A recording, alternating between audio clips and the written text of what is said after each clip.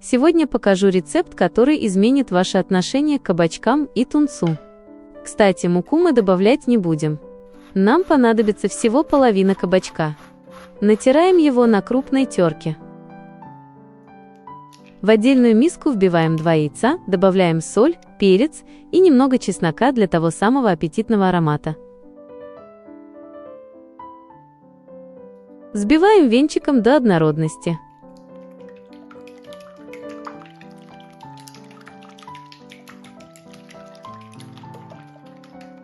Берем баночку тунца, сливаем лишнюю жидкость, она нам не понадобится. Отправляем тунец к яйцам.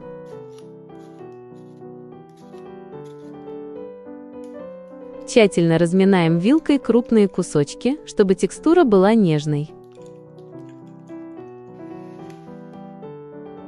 Теперь соединяем это с нашим натертым кабачком.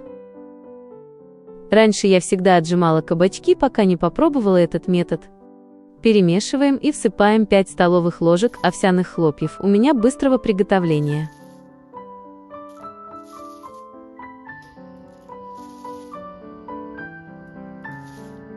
Даем массе отдохнуть минут 10. За это время овсянка впитает в себя весь сок кабачка, станет мягкой, и наши котлетки не развалятся при жарке. На разогретую сковороду вливаем капельку масла. Выкладываем смесь обычной ложкой и аккуратно формируем ровные котлетки лопаткой.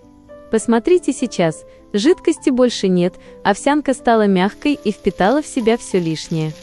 Именно это не даст котлетам развалиться при жарке.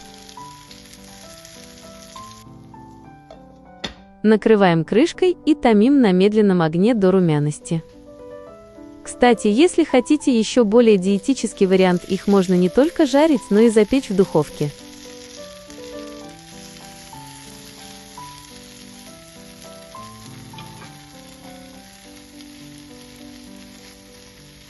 Вы даже не представляете, насколько это вкусно, а главное полезно.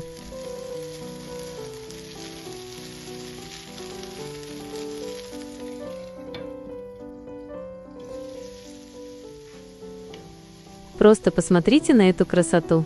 Хрустящие снаружи, но невероятно мягкие и сочные внутри. Готовится моментально, без лишней возни и грязной посуды. Благодаря кабачку тунец раскрывается совершенно по-новому. Попробуйте приготовить, это идеальный полезный ужин.